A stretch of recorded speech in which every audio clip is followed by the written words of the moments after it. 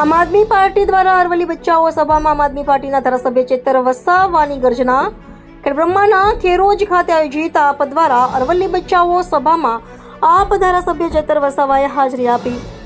ધારાસભ્ય ચેતર વસાવાની આગેવાનીમાં યોજાયેલ અરવલ્લી બચાવો સભામાં હજારો લોકોએ ભાગ લીધો.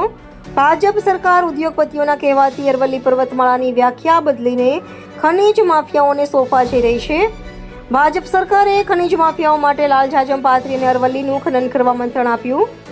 ભાજપ સરકાર જળ જંગલ જમીન લૂંટાવી દેવા માંગે છે.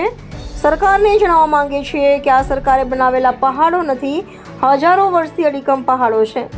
અમે પહાડો અને જંગલોને ક્યારેય લૂંટાવા દઈશું નહીં.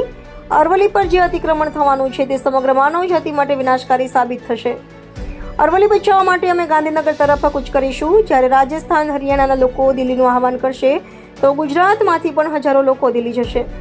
જળ જંગલ જમીનના વિનાશથી જે વિકાસ થાય છે, વિકાસની અમને જરૂર નથી. ચેતર વસાવા.